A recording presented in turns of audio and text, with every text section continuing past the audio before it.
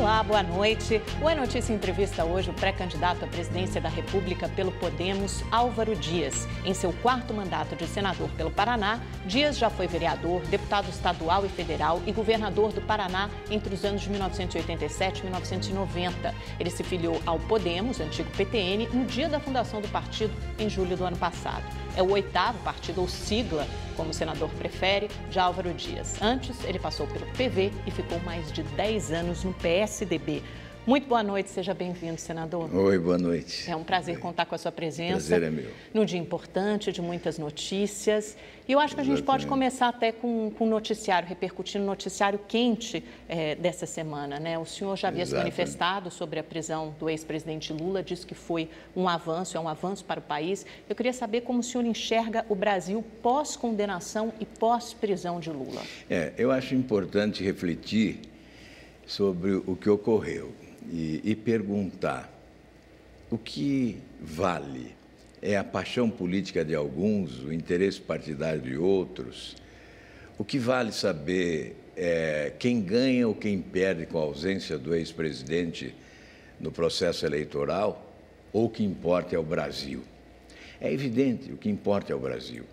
E se nós analisarmos a partir de que o que importa é o Brasil, nós temos sim que registrar que houve um avanço, um salto civilizatório, uma mudança real de conceito sobre justiça no nosso país, porque até agora o que diziam, e era verdade, é que no Brasil só pobre e negro ia para a prisão. Isso estava no inconsciente coletivo. Só os pobres alcançados pela justiça. Agora nós estamos verificando que isso mudou, o conceito mudou. Todos estão indo para a cadeia, inclusive quase todos ainda, depois a gente explica por quê, não é? Mas estão indo banqueiros, marqueteiros, empreiteiros de obra pública, estão indo ex-governadores e até ex-presidente. Então, há uma mudança de conceito, do conceito de justiça no Brasil, e nós estamos avançando. Vamos chegar, sim, superando algumas etapas, a um novo tempo em que a justiça será igual para todos. Senador, a sociedade continua dividida e polarizada, e apesar da condenação e prisão, pelo menos até as últimas pesquisas, a gente percebe que o Lula continua como campeão de votos, lidera a corrida presidencial. Essa polarização e radicalização tende a aumentar ou diminuir, na sua visão? Bom, essa análise também fica arraigada e estimulada por alguns analistas, mas, no meu entendimento, ela é incorreta. Ele é campeão de rejeição e não de votos. Quando o cidadão mesmo tem... a rejeição dele tem diminuído, quando o cidadão Outros candidatos quando o cidadão têm tem 54% dos brasileiros desejando a sua prisão, e pode ter 30% que querem votar nele, mas o real ele é rejeitado, ele não é favorito, ele não é campeão de votos, ele é campeão de rejeição. Mas ele iria ao segundo turno se pudesse disputar, né? Campeão de votos ele seria se fizesse mais de 50% dos votos. Isso de chegar perto de 30%, isso sempre foi assim, mas isso não é suficiente para alçar alguém à condição de favorito. É importante ver a curva, né? Porque houve um momento em que as intenções de voto baixaram muito em Lula, e mesmo depois dessa condenação ele conseguiu aumentar e manter a sua intenção de voto no patamar de 35%. É um fenômeno interessante. Exato, né? isso a que eu queria imprensa explorar. oferece todo o espaço do mundo a ele, ninguém tem o espaço que ele teve. Por exemplo, fez um discurso de 55 minutos, transmitido direto para todo o país. E usa o tempo para esculhambar a imprensa. Foi uma jogada política inteligente por parte do ex-presidente? Usa o espaço para esculhambar a imprensa, para esculhambar a justiça, e continua tendo o espaço. É por isso que vai manter esses 30%, é normal que mantenha, com toda essa visibilidade, é uma questão de recall, de tantas disputas já realizadas, mas isso não significa favoritismo. Seria uma ofensa aos brasileiros de bem, aos brasileiros decentes, afirmar que ele é favorito no pleito eleitoral, porque aí seria admitir que a maioria dos brasileiros aceita a organização criminosa que assaltou o Brasil nos últimos anos. Mas ele lidera a corrida presidencial, isso é um fato inescapável. Ele não lidera a corrida presidencial. Ele não lidera a corrida presidencial, porque a rejeição dele é muito maior do que a intenção de voto. E essa é a análise que tem que ser feita. Não vamos subestimar o brasileiro, não vamos agredi-lo, colocando nele o carimbo de adepto da corrupção, de coadjuvante de uma organização criminosa. O brasileiro não é isso. Essa análise, ela é equivocada, ela é certamente injusta. Por quê? Porque, na verdade, a análise de pesquisa tem que levar em conta a intenção de voto, sim, embora seja prematuro hoje, porque a eleição está muito distante. Mas é fundamental levar em conta a rejeição dos candidatos. É por aí que se mede o potencial de votos que ele terá. Ele terá a possibilidade de adquirir votos em função do índice de rejeição que ele ostenta hoje. Porque a rejeição é coisa já pronta, a obra feita, é o passado e o presente.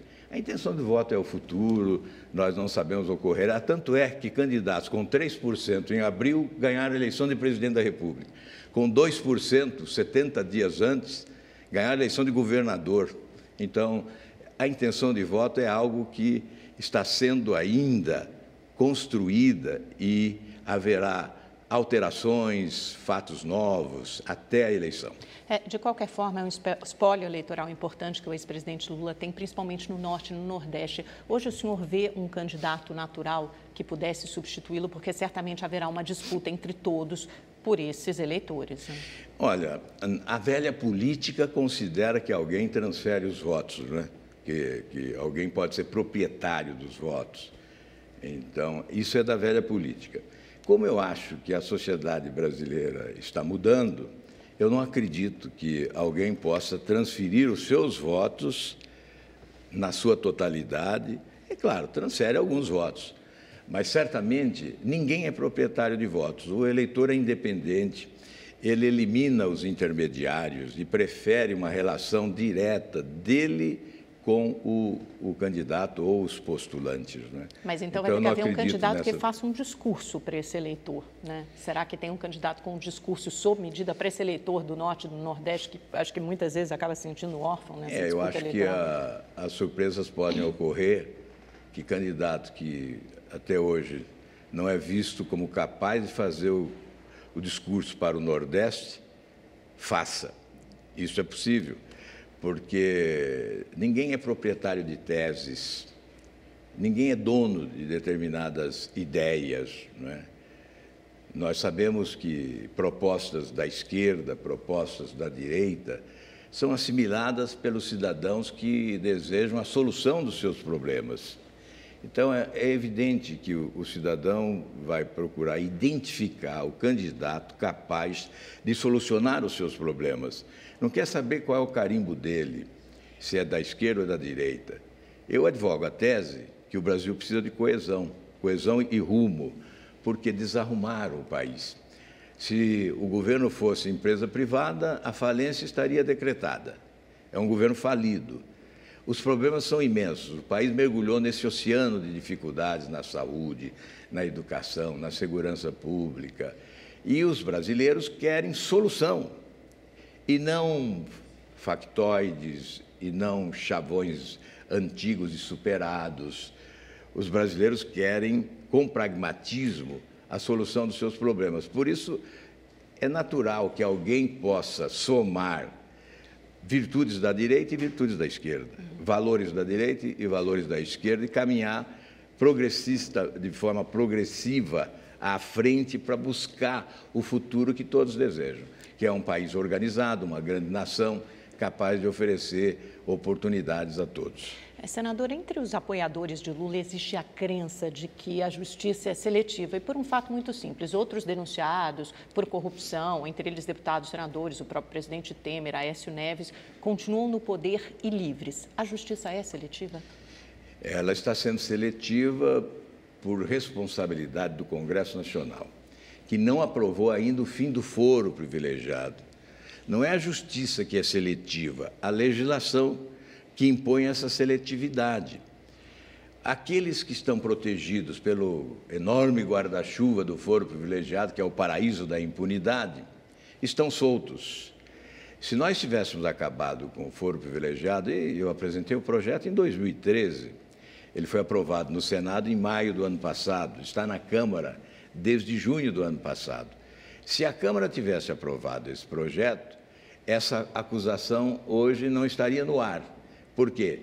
Esses políticos, deputados, senadores, ministros, presidente da República, estariam sendo julgados também em primeira instância, como ocorre em qualquer país civilizado do mundo. Nos Estados Unidos, o Bill Clinton foi julgado em primeira instância.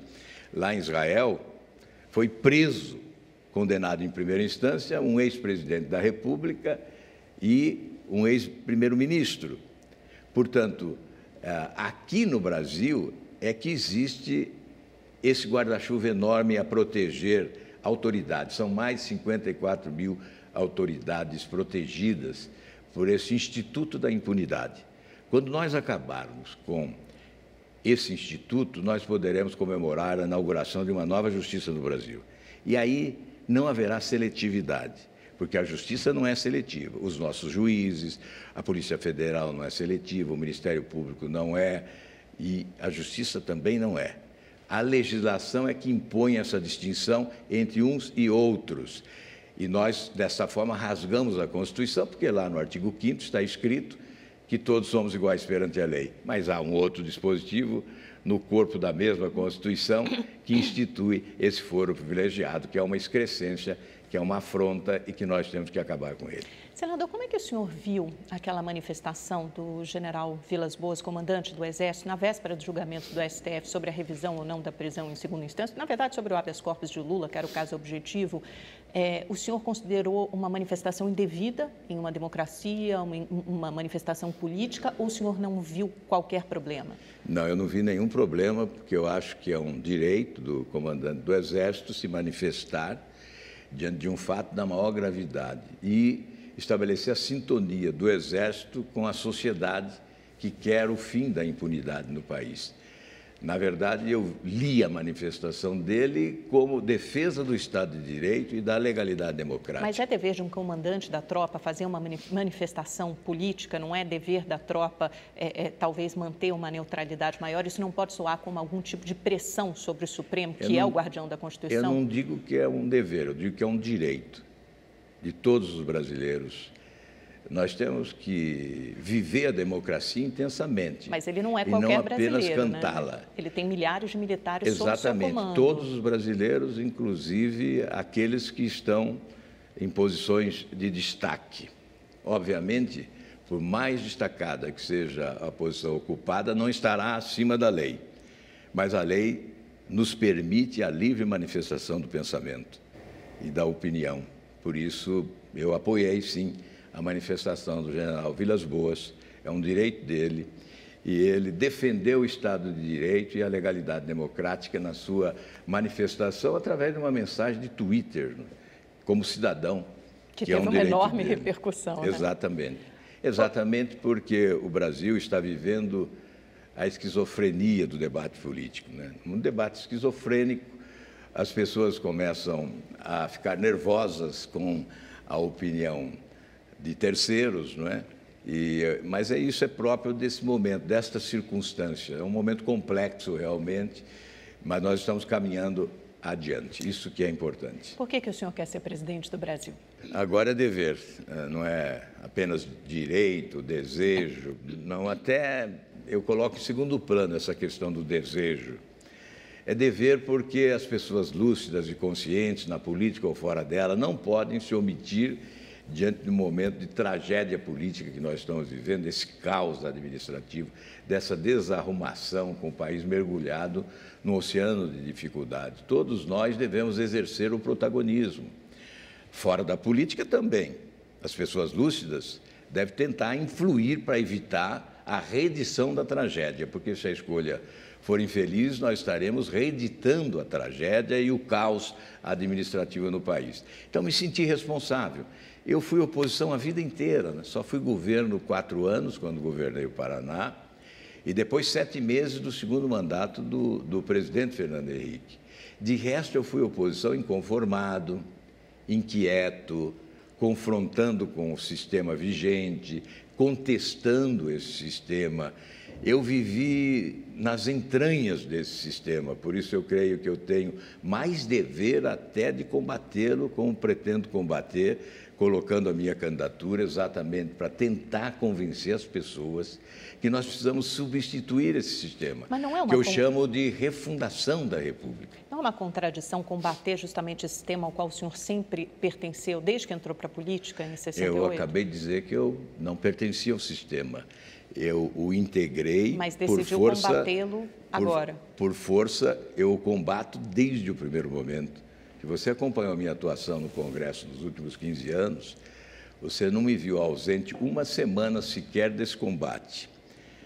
Quantas CPIs, quantas representações ao Ministério Público, quantas denúncias, quantos requerimentos pedindo auditorias, mandado de segurança ao Supremo. Foi um combate permanente e diário contra esse sistema, que é a fábrica dos escândalos de corrupção.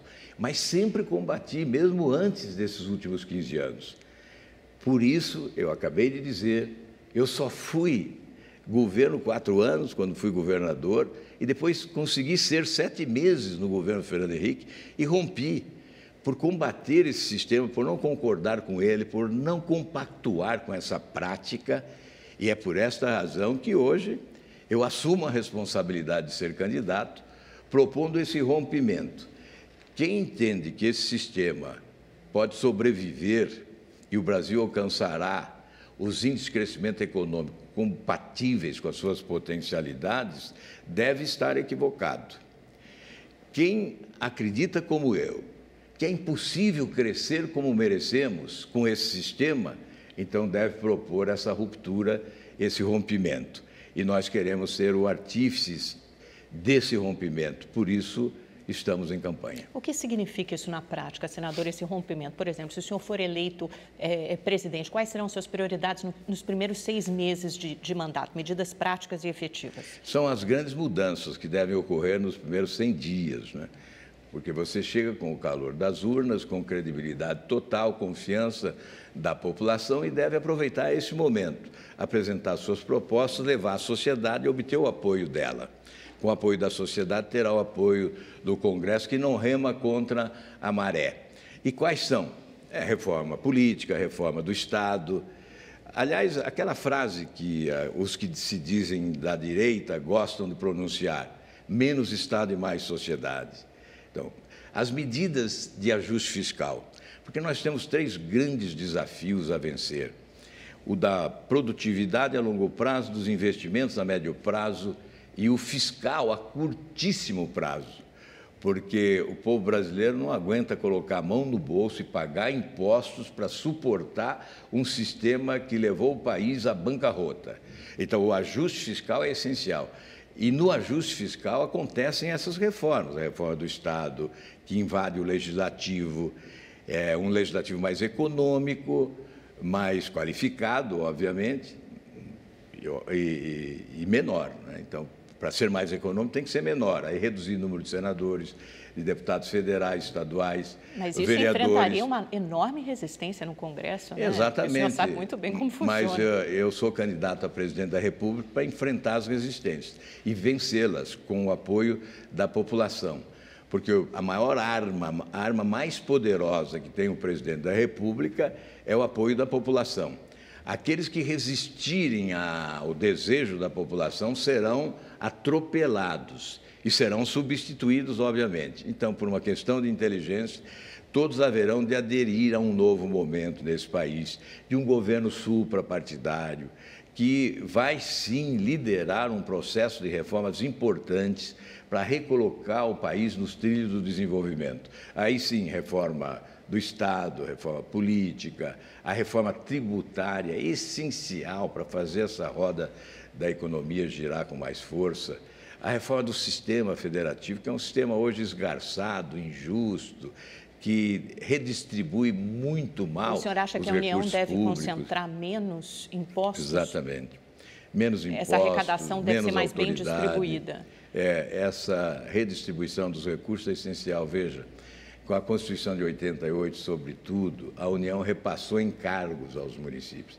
Aí entra a saúde, com o Sistema Único de Saúde, entra a educação, com o ensino fundamental, especialmente, e até segurança pública, repassou os encargos, mas não repassou os recursos compatíveis para atender as demandas geradas pelos encargos transferidos. Ao contrário, foi acumulando recursos, criando as contribuições sociais, que respondem por 56% dos tributos arrecadados e ficam integralmente nos cofres da União.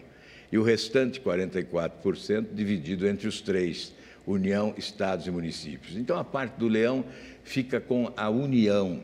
E isso promove uma injustiça distributiva dos recursos públicos arrecadados através desta carga tributária que é abusiva e que inibe o nosso processo de crescimento. Então, são reformas essenciais. A palavra reforma está muito desgastada.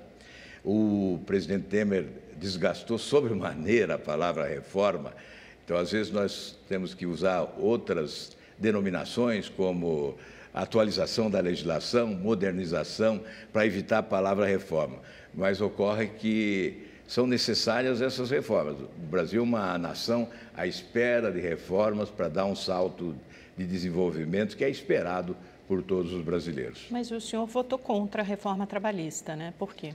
Eu defendi a reforma trabalhista desde o início, inclusive com exposição, não me escondi, não, defendi para valer a reforma trabalhista e depois usei o meu voto para protestar contra a forma com que se conduziu o presidente da República para a aprovação dessa reforma. E o fiz quando vi que a reforma estava aprovada por larga maioria de votos e que o meu voto não colocaria em risco a sua aprovação.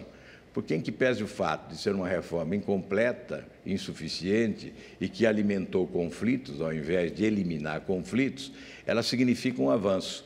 E agora nós vamos ter a oportunidade de aguardar até 2019 para verificar as consequências dessa reforma e, se necessário, promover alterações, aprimoramento, avanços, porque eu considero que é possível avançar mais. E a reforma da Previdência, o senhor é a favor? É necessária, né? Infelizmente, nós temos um déficit de 150 bilhões no ano passado, nesse ano se repete, aí no próximo ano 139 bilhões, para cair para 65 bilhões, se essas medidas todas forem adotadas. Ou seja, nós não chegaremos a superávit até o último ano do próximo governo. E a reforma da Previdência é, sem dúvida nenhuma, necessária e faz parte desse conjunto de mudanças, porque não é só a reforma da Previdência. Há aqueles que advogaram a tese de que, com a reforma da Previdência, todos os problemas estariam solucionados. Longe disso, nós temos uma dívida pública monumental, que cresceu de 2008 até agora de 1 trilhão e 500 bilhões para 4 trilhões e 900 bilhões. Só o que o governo gasta neste ano para pagar juros, serviços, encargos, promover a rolagem da dívida, nós temos um valor superior à dívida de 2008, 1 trilhão e 800 bilhões neste ano. Isso corresponde a mais de 50% do orçamento da União. Veja que nós estamos no fundo do poço, não é? Então, não basta a reforma da Previdência, ela é necessária. Mas antes da reforma, o balanço, mostrar à sociedade o que ocorreu com a Previdência, por que nós estamos nesta situação. Mas ela seria ou não uma prioridade no começo do seu governo? É prioridade nesse conjunto de reformas. Mostrar por quê, mostrar também por que o governo não cobra 400 bilhões de reais de grandes devedores. Exatamente, o senhor estressou muito esse ponto, enfatizou muito esse ponto quando falou sobre a reforma da Previdência. São 400 bilhões de inadimplência. Entre os inadimplentes estão poderosos, como o JBS, 2 bilhões e 800. Mas tem muitos também que já decretaram falência, não, recuperação judicial. Bancos, é difícil reaver. Partidos. Os que decretaram falência é uma situação, mas esses não decretaram. Esses se enriqueceram às custas do dinheiro público, através do BNDES, os chamados campeões nacionais, que foram privilegiados nesses anos de governos do PT. O senhor se considera um candidato liberal conservador, Sim, de centro-direita? Eu defendo economia liberal, liberdade para empreender, liberdade para consumir, o empreendedorismo, a força do empreendedorismo é que vai nos levar à produtividade, que é um dos desafios que nós temos que enfrentar, gerando emprego e renda, oferecendo oportunidades. Então, aqueles paradigmas antigos do século passado e até do início desse século são superados. Nós temos que valorizar a iniciativa privada, defender a propriedade privada, desburocratizar, porque é muito difícil ser empresário no Brasil, pagar impostos, é difícil pagar imposto, é difícil constituir uma empresa, é difícil exportar, é difícil importar. Então, nós temos que buscar facilitar para que os investimentos voltem, melhorar o ambiente de negócio, para que o Brasil possa realmente se desenvolver. Essa é uma tarefa de governo.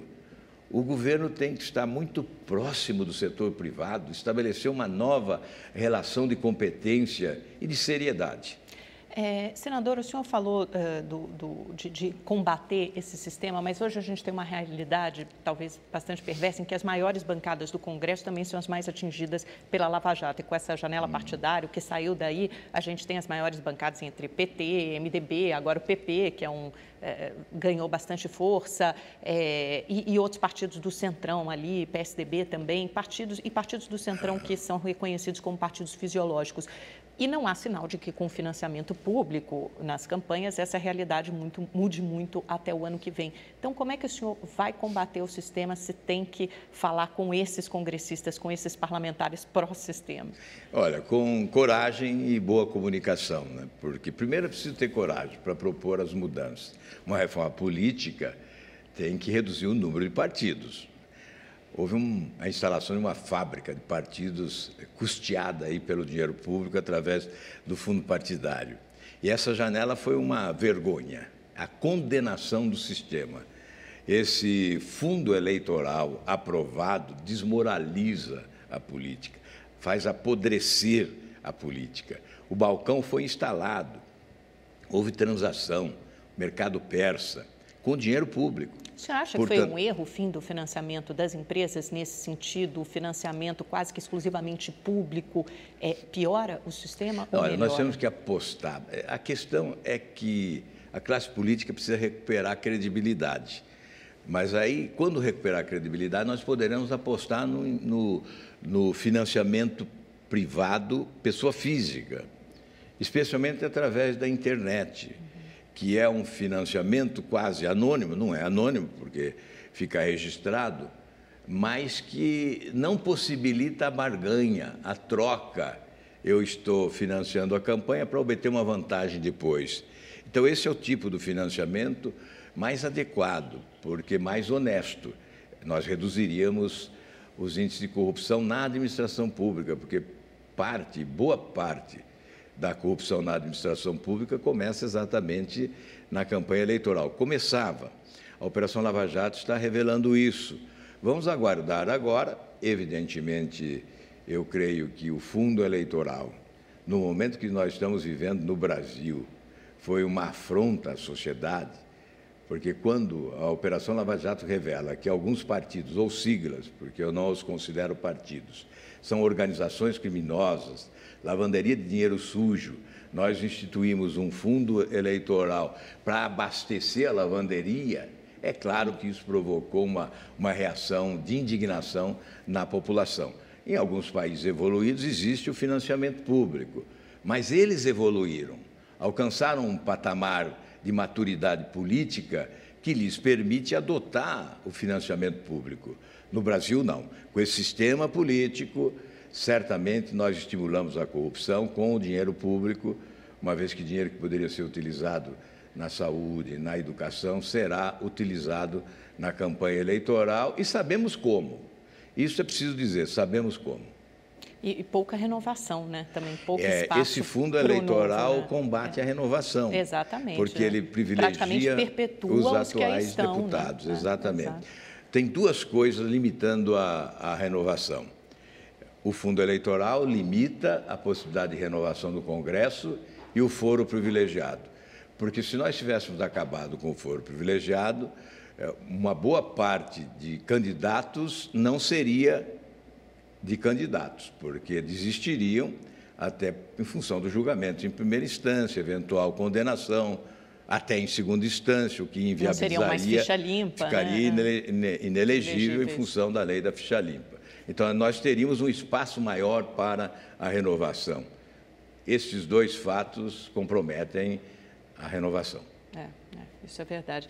Senador, o senhor aparece com 6% na última pesquisa Datafolha, do dia 31 de janeiro, no cenário sem a participação do ex-presidente Lula. Nesse cenário, o governador, ou o ex-governador agora de São Paulo, Geraldo Alckmin, chega a 11%, Bolsonaro chega a 20%. No Sul, a sua votação é maior, se não me engano, é em torno de 11%, né, senador? 18%. 18%. Não é difícil, mesmo assim, não é difícil superar o Geraldo Alckmin, que tem uma estrutura partidária, uma capilaridade muito maior e mais recursos, mais tempo de TV na campanha? O que nós vamos verificar é se essa análise que eu faço é correta ou incorreta, né? Porque, do meu ponto de vista, essa é uma eleição diferente, em que as estruturas perderão para o conceito. Aí vem a pesquisa revelando que o eleitor exige experiência administrativa e passado limpo.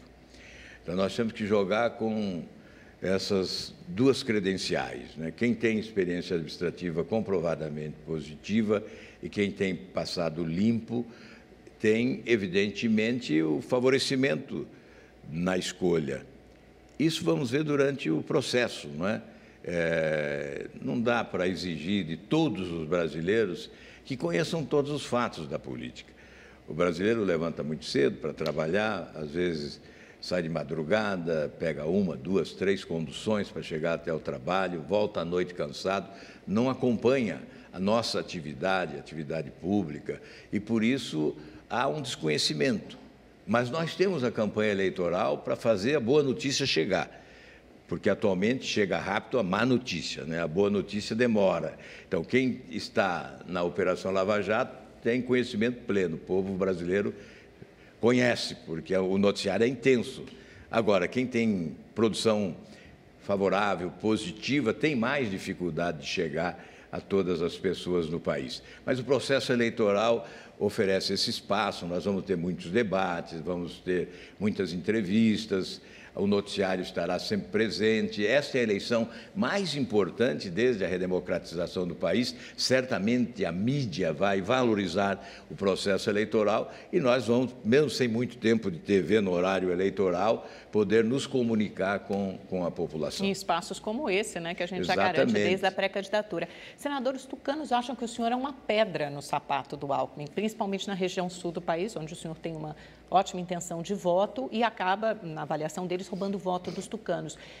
Já houve emissários do PSDB procurando o senhor para que o senhor desistisse da sua candidatura? A gente sabe de um encontro recente com o Marcos Pestana, que é secretário-geral do PSDB, deputado do partido. Já houve alguma proposta nesse sentido? Olha, não houve, porque eles são elegantes, né? Não me ofenderiam. Mas a recíproca é verdadeira. Se eu sou pedra no sapato, eles também são. Aqui em São Paulo, especialmente, embora eu seja paulista, não é? Eu optei pelo Paraná ainda criança e, obviamente, pretendo ter os votos dos paulistas também, não é? Então a recíproca é verdadeira. Mas não há, obviamente, nenhuma deselegância, não é, da parte do Pestana, por exemplo, do Marcos Pestana, que é o secretário-geral, apenas veio fazer uma análise, trocar ideias sobre o processo eleitoral, mas sem nenhuma proposta deselegante. O senhor desistiria da sua candidatura ao longo da campanha, se visse que seu nome não está crescendo muito e o do Geraldo Alckmin ganha mais força, por exemplo? Que eu estou muito animado, viu? É muito difícil me convencer disso. Eu disse até de forma mais radical que só a morte me fará não chegar até a eleição. Eu acredito na inteligência das pessoas, acho que tenho um passado limpo, ficha limpa do começo ao fim, experiência administrativa positivamente comprovada, saindo do governo do Paraná com 93% de aprovação popular. Acho que é um dever eu me apresentar com essa proposta de rompimento com o sistema. Então, nada me fará recuar. Até porque eu estou muito satisfeito com os números da pesquisa. Não esperava tanto, 6, 7%, uma última pesquisa do Instituto Fênix me coloca com 7%, à frente do PSDB, portanto, com 5%. Não conheço o instituto, mas eu acho que é o instituto lá do norte do país que divulgou essa pesquisa. Então, eu creio que eu não tenho nenhuma razão para estar desanimado e fazendo conjecturas, alimentando hipóteses. Desistam dessas hipóteses.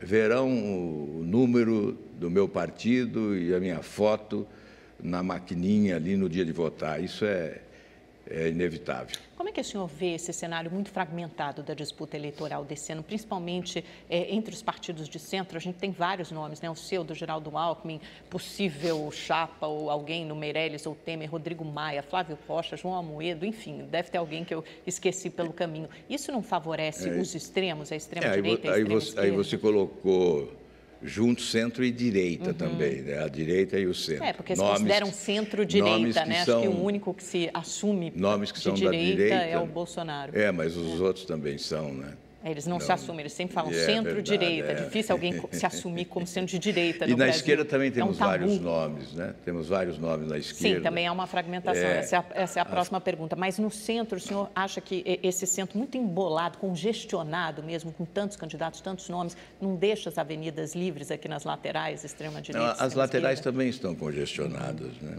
Porque... Não a extrema-direita, a direita também? Sim, também. Não vale o que os candidatos dizem, vale o que o eleitor vê. Obviamente, se o eleitor analisar a candidatura e a trajetória de cada um, vai poder sinalizar se é mais à direita, se é mais à esquerda. Não é? É uma discussão esquizofrênica, eu repito, né? Porque, na verdade, quando se fala que alguém é da direita, muitas vezes não é proprietário das teses da direita. E na esquerda também a mesma coisa. Agora, nós temos hoje muitos candidatos, realmente. Não sei se todos ficarão até agosto. Quais dessas candidaturas chegam até o final? Teremos em julho, não é, as convenções partidárias, só aí que nós saberemos quais são verdadeiramente os candidatos. E em relação à pulverização, é normal que ocorra. Em 89 ocorreu bem essa pulverização. E essa deu no que deu, né? É uma eleição muito parecida com aquela, não é? Portanto, nós temos que ter a exata noção de que vamos ter que confrontar com muitos candidatos. E vamos ter que, no nosso caso, se desejamos vencer, teremos que decolar rapidamente para sair numa posição de vanguarda e estabelecer uma convergência. O eleitor é inteligente, ele acaba convergindo para um perfil com o qual concorda, se identifica, converge para esse perfil com mais possibilidade de chegar. Quem o senhor acha que desiste até julho, até as convenções partidárias? Por exemplo, a gente fala em Meirelles e Temer. O senhor acha que o MDB leva até o fim uma candidatura?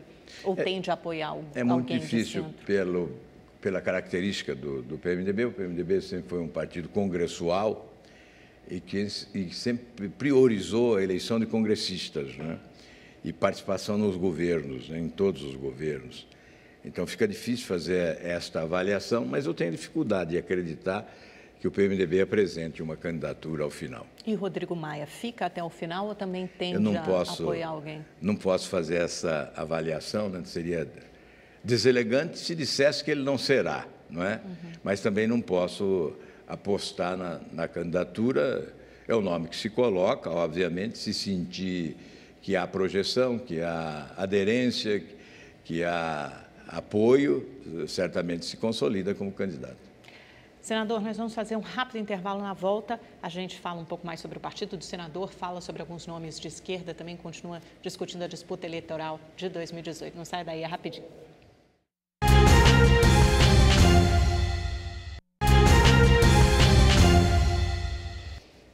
Olá, estamos de volta com o senador pelo Paraná, Álvaro Dias, do Podemos, e também pré-candidato à presidência da República neste ano de 2018. Senador, a gente falou muito dos nomes de centro e de direita. Como é que o senhor acha que o PT pode se posicionar nessa eleição? É mais provável que lance um candidato que apoie alguém de uma outra sigla? Olha, não tenho condições de fazer essa avaliação, né? Seria até uma interferência indevida. Acho que tenho que focar a minha proposta, mostrar a diferença dela para a proposta dos outros e tentar convencer o Brasil de que há necessidade realmente desse rompimento e que, para que isso ocorra, é indispensável a experiência adquirida durante todos esses anos na atividade política. Não só no que diz respeito à gestão, a gestão que é fundamental, né? Tem que ser bom gestor, tem que ter tido uma experiência. Eu não vejo como boa indicação de candidatura e de voto quem nunca teve uma experiência administrativa. Se não foi cogitado para ser prefeito da sua cidade, se não for cogitado para ser governador do seu estado, é porque não reúne as condições necessárias para administrar um país conflagrado como o nosso, num tempo de crise de profundidade sem precedentes na nossa história. Então, eu creio que isso que é essencial colocar para a população do país. Evidentemente, mostrando o que se pretende também, porque ninguém pode dar um salto no escuro, né? Então, é evidente, eu considero mais importante do que o que eu possa dizer durante a campanha, aquilo que eu já fiz, aquilo que eu já demonstrei, a minha trajetória. Mas é importante dizer as coisas que se pretende exatamente para evitar o salto no escuro. Qual será o grande tema dessa eleição, na sua opinião? Bem, o tema que eu coloco como prioridade é a refundação da República, que vem no contexto de todas essas reformas, culminando com a substituição desse sistema de governança. Porque nós só podemos resolver os problemas na área de segurança. Aí você vem, candidato, e diz, olha, vou resolver o problema de segurança desta forma. Aí eu pergunto, com que dinheiro? E na saúde é a mesma coisa, na educação é a mesma coisa. Com que dinheiro? O cofre foi esvaziado. Pilharam os cofres públicos do país. O déficit é monumental, a dívida pública é incrível, 75% já do PIB. A dívida pública brasileira. Vai chegar a 100% no final do próximo governo. Então, como resolver os problemas? Com a refundação da República, reformas essenciais para recolocar o dinheiro no caixa da União, a fim de que se possa aí buscar solução para todos esses problemas. Mas não é justamente o que muitos candidatos de centro propõem, as reformas importantes, a diminuição do tamanho do Estado? Mas como propõe? Com esse sistema corrupto, com o balcão de negócios, é o que o Temer tentou. O Temer tentou fazer reformas, mas com um balcão de negócios. Isso custou muito caro ao país e não avançou. Então, o que nós estamos propondo é o rompimento com esse sistema. Mas aí tem que combinar com o Congresso, né? Eu tenho que combinar com a população. Quem manda é a população. Isso é velha política. Eu vejo muitos... Mas é que a gente está imerso na velha política, é verdade. Né? Seria ótimo poder romper. Eu vejo muitos combatendo a velha política, mas não perdem o vício da velha política. Com a velha política, né? Exato. Aí fica achando impossível um rompimento com a velha política. E nós queremos romper com a velha política. É que o senhor tocou num ponto muito importante no bloco anterior, quando o senhor falou que a manutenção do foro privilegiado e do fundo partidário nesse sentido de perpetuar o sistema, impedir a renovação, isso de alguma forma justamente contribui para que as coisas fiquem como estão, né? Então vai ser muito difícil imaginar que numa próxima gestão... É uma pergunta muito boa, né? e que eu agradeço, porque eu tenho a resposta para ela, que é a seguinte: o Congresso, tem corrupção no Congresso? Tem. Mas por que tem corrupção no Congresso? Porque do outro lado da rua está o corruptor. Eleja um presidente honesto, com coragem de promover as mudanças, de encarar o combate à corrupção para valer e verá que o Congresso muda. Olha, eu não acredito que o Congresso seja por origem corrupto, porque a origem dele é a população. A população é que elege. O Congresso pode ser corrompido se tiver do outro lado da rua um corruptor. E é o que ocorreu nos últimos anos. O presidente da República se portou como corruptor, os últimos presidentes. E, obviamente, instalou um balcão de negócios que contaminou o Congresso Nacional. Isso vai mudar certamente. O senhor se filiou ao Podemos, é um partido novo, foi criado em julho do ano passado. A sua pré-candidatura foi anunciada, inclusive, no dia da criação da fundação do Podemos. Qual é a diferença? O senhor já passou por 8 partidos, esse é o 8º partido. Qual é a diferença do Podemos em relação aos demais? Eu vou insistir dizendo que eu nunca mudei de partido, mas isso parece contraditório. Eu sempre mudei de sigla para não mudar de lado, para não negociar as minhas convicções, para continuar contestando esse sistema horroroso e na busca de um partido que nunca encontrei, na verdade, agora estou no movimento, não é um partido. Eu espero que se torne um partido um dia, se nós fizermos a reforma política. Existência de partidos políticos no Brasil só quando fizermos a reforma política. Foi feita uma, né? O senhor considera muito tímida? Isso aí não foi reforma, né? Isso foi um arranjo. Arremedo. Foi um arranjo na legislação eleitoral, especialmente para criar o fundo eleitoral. Esse foi o objetivo. Então, houve uma encenação de reforma para se criar o fundo eleitoral. A reforma política que se deseja é aquela que vai reduzir, sim, o número de partidos representados no Congresso, e começa por aí, eu imagino, a construção de verdadeiros partidos, de partidos programáticos. Então, o Podemos é um movimento que se inspirou nesse movimento europeu, onde surgiram partidos-movimento, que querem fazer a leitura correta das prioridades da população e assumir as prioridades como causa a ser defendida. Então, como a sociedade se movimenta, é dinâmica, as prioridades também se alteram.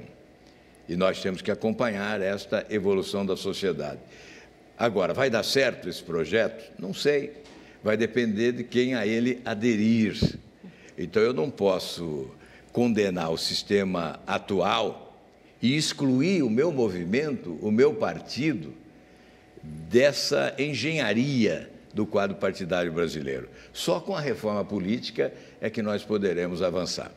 O seu partido tem, acho que 17 deputados federais, depois dessa janela partidária? Acho que vai para 20 agora e 5 senadores. 5 senadores, então já aumentou relativamente bem depois da janela partidária. Crescemos mais 2 senadores agora e acho que mais 7 deputados. Mesmo assim, é um partido relativamente pequeno, né? Se comparado aos outros, fica com menos recursos, menos tempo de TV. Como é que vocês vão superar essas dificuldades? Ele tem menos tempo de TV porque a legislação está também equivocada. Nós ingressamos, inclusive, com uma ação direta de inconstitucionalidade, está com o ministro Fux como relator. Nós estamos questionando essa distribuição do tempo de TV, porque o que está valendo é a legislação que tem como base a bancada eleita. Mas nós tivemos alteração na legislação, tivemos mudança de políticos de um partido para outro, os partidos mudaram de nome, os programas partidários também acabaram mudando, e nós não mudamos só uma coisa, a distribuição do tempo de rádio e televisão. A distribuição do dinheiro do fundo eleitoral tem outro critério, é a bancada mais recente. Por isso, nós estamos questionando isso no Supremo Tribunal Federal. Para que seja mais coerente. Vocês farão alianças? Já estão em conversa com outros partidos?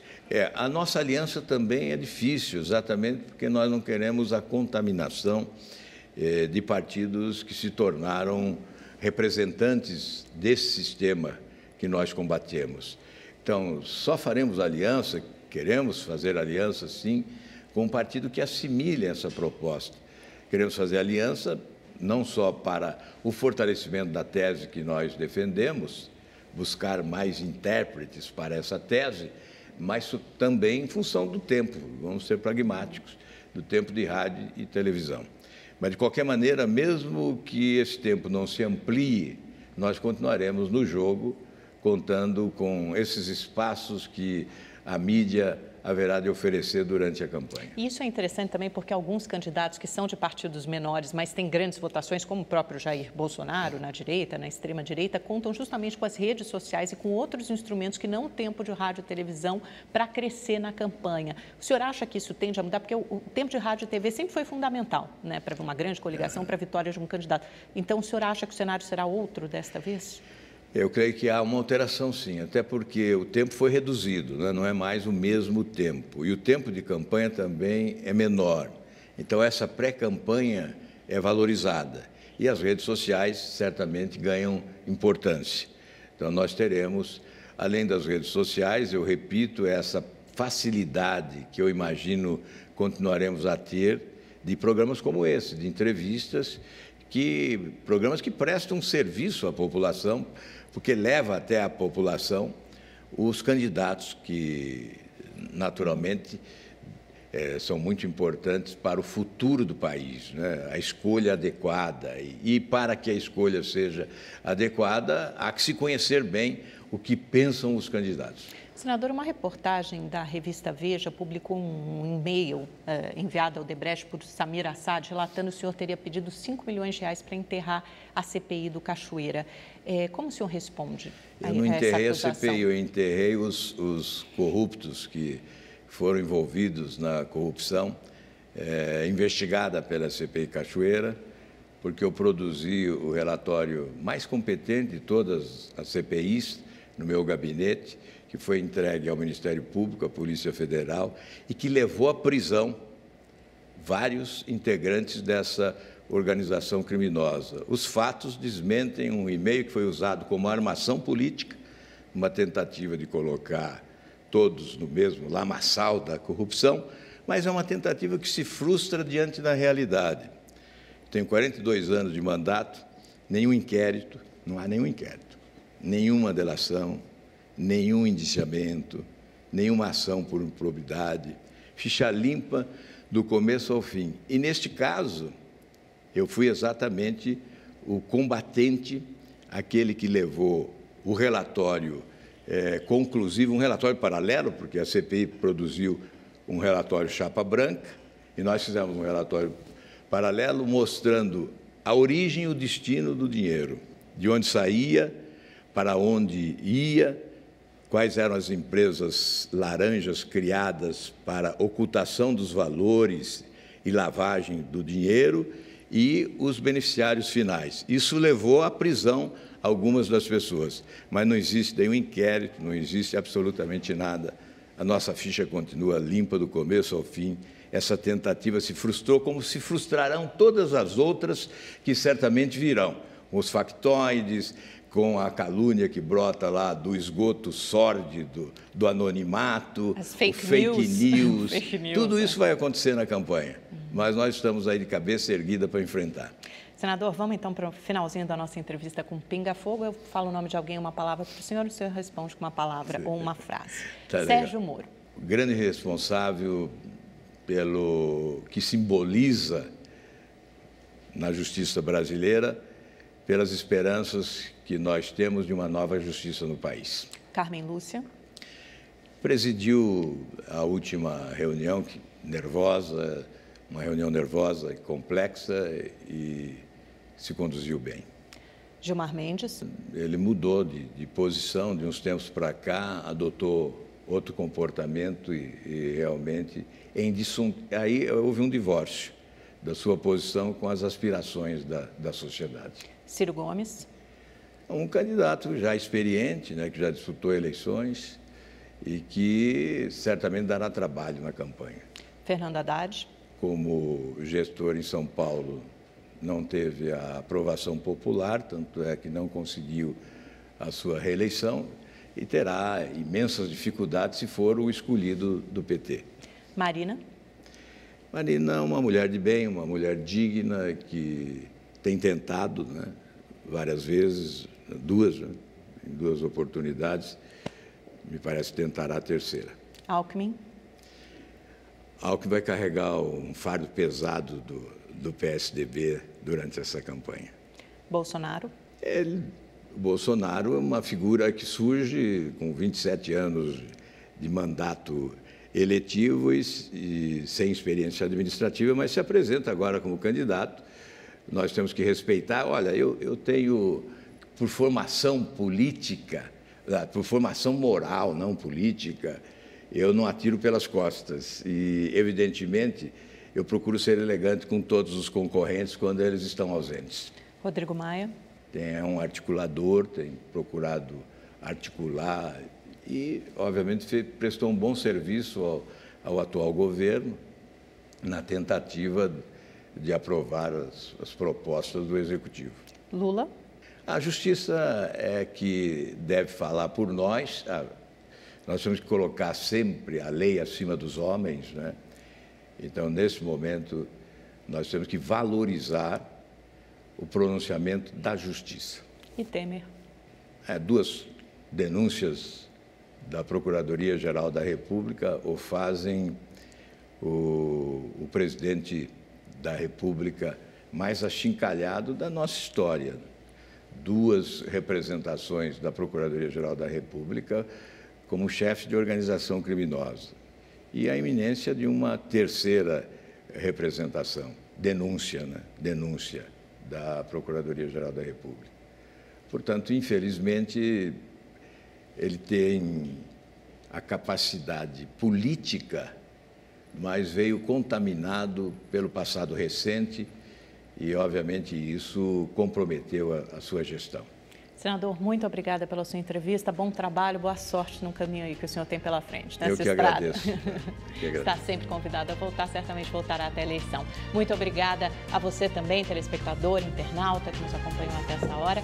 Segunda-feira que vem tem mais com um novo entrevistado. Uma ótima semana. Tchau, tchau.